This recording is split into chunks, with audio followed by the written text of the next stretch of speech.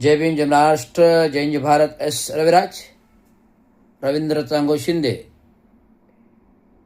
In digital news चॅनलमध्ये सगळ्यांचं स्वागत आहे.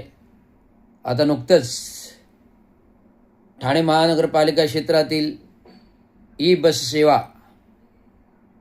बाबत बेस्ट आगारामध्ये TMT डेपोच्या बस आगारामध्ये पाहणी दौरा माननीय महापौर यांनी केला. ई बस सेवा ठाणे महानगरपालिका क्षेत्रात उपलब्ध होत असताना त्या बसेसचं चार्जिंग स्टेशन बाबत नियोजन कशा प्रकारे करायचं, चार्जिंग स्टेशन नसल्यामुळे ह्या ई बस सेवा अजून तरी शहरासाठी उपलब्ध नाहीत आणि ई बस डबल डेकर मला वाटतं प्रशासकीय महासभा असताना त्या आलेल्या आहेत ठाणे शहरामध्ये, परंतु घोडबंदरच्या आगारामध्ये त्या उभ्या आहेत, अजून संचालित करण्यात आलेले नाहीत. ठाणे महानगरपालिका आयुक्त, प्रशासकीय आयुक्त, परिवहन सेवा अधिकारी आयुक्त आपण मार्चमधील अर्थसंकल्पीय बजेटमध्ये जे काही योजना आर्थिक संकल्पामध्ये तरतुदी केल्या होत्या, ठाणे महानगरपालिका क्षेत्रातील मार्च अर्थसंकल्पामध्ये जे काय आपण नियोजन, आयोजन, प्रयोजन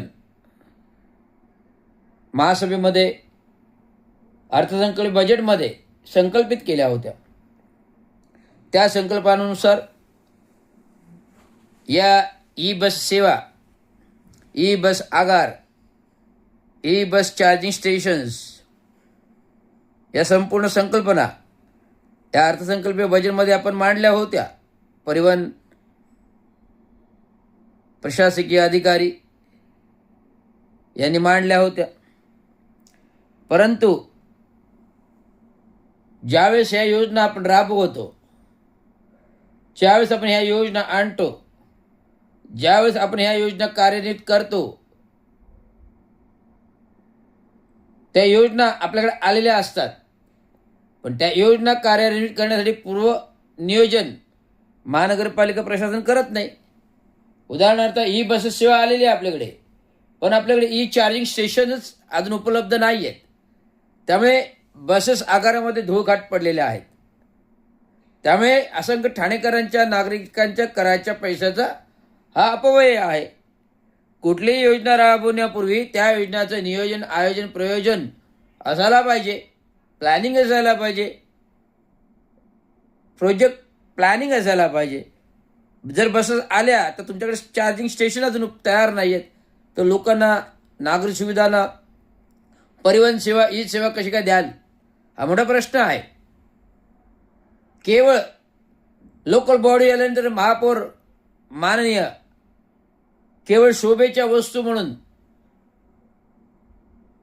TV मीडियावरती, डिजिटल मीडियावरती विविध योजनेसाठी, मग ती नाले सफाई असो का मग TMT डेपो असो, परंतु अद्यापपर्यंत पावसाळ्यात तोंडावर आलेला आहे, जून महिना उजाडलेला आहे.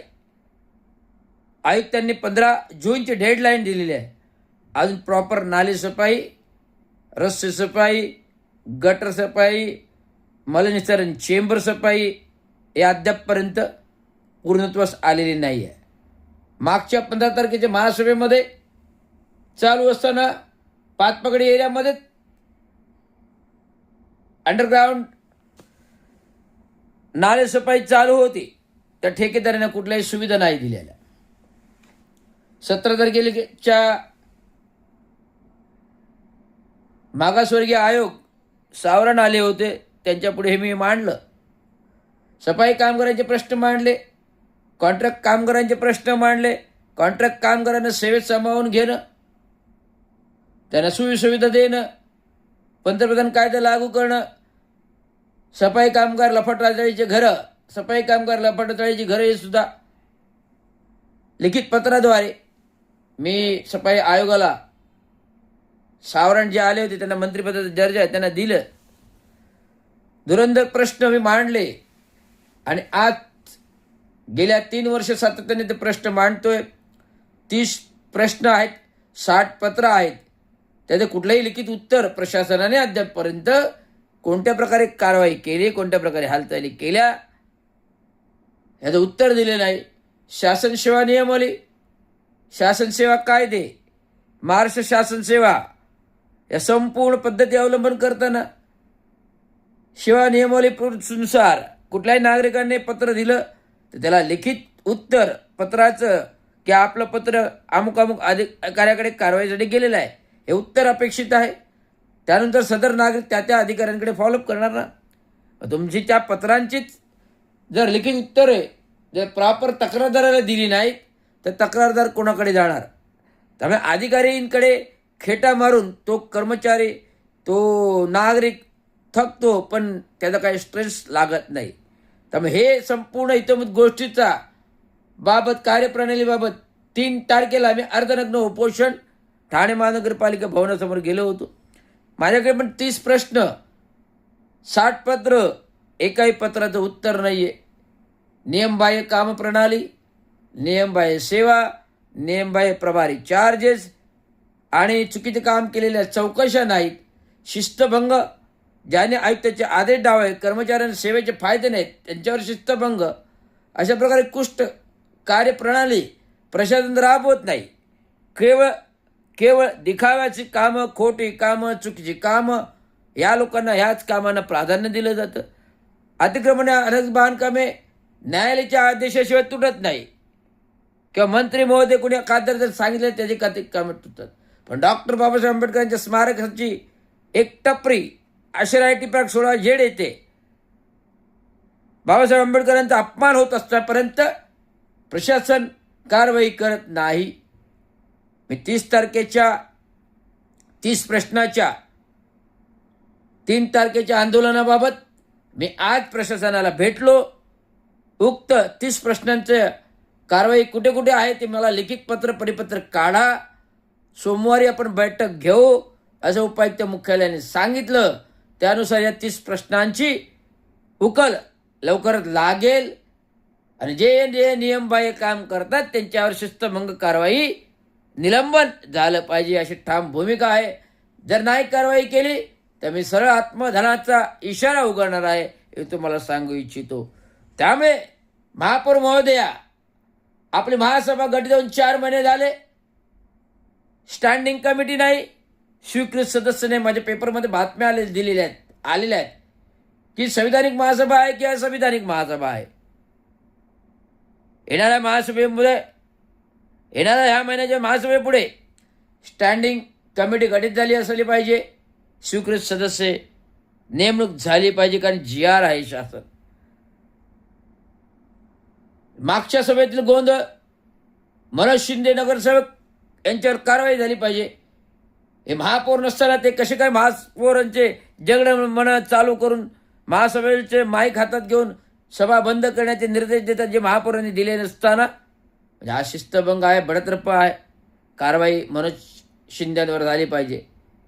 आणि BJPचे नगरसेवक आपले संविधानिक प्रश्न मांडत असताना त्यांना बोलू न देणं आणि घाई गडबडीत मंजूर प्रकरणं मंजूर करणं हे घटनाबाह्य आहे. अशी प्रकरणं मंजूर केली तर महापौरांवर संविधानिक कायद्याच्या दृष्टिकोन आक्षेप येऊन गुन्हा दाखल होऊ शकतो. कारण ठाणेकर नागरिकांचे प्रश्न आहेत ते महासभेपर्यंत चर्चेमध्ये झाले पाहिजेत, त्यानंतर मंजूर झाले पाहिजेत. ही संकल्पना आहे, संविधानिक घटना आणि कायदा आणि कलम आहे, ते होत नाहीत. ते व्हावं म्हणून सातत्याने रवींद्र शिंदे कायद्याने कारभार झाला पाहिजे, संविधानाने कारभार झाला पाहिजे. म्हणून भारतीय जनता पार्टीच्या लोकप्रतिनिधी जे प्रश्न विचारलेत त्या प्रश्नांची लिखित चर्चा झाली पाहिजे आणि विषय सगळे मंजुरीपूर्व चर्चा झाली पाहिजे.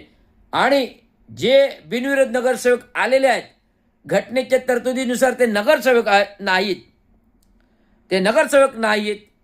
कारण निवडणूक आयोग, कायदा कानून आणि न्यायालयाच्या आदेशानुसार ते नगरसेवक म्हणून ग्राह्य धरले जाणार नाहीत. कारण बिनविरोध नगरसेवक यांची निवडणूक आयोगाने घेतली नाही, निवडणूक आयोग महानगरपालिकेने घेतली नाही. जो निर्णय न्यायालयाचा आहे, जो निर्णय आयोगाचा आहे, बिनविरोध नगरसेवकाची निवडणूक झाली पाहिजे.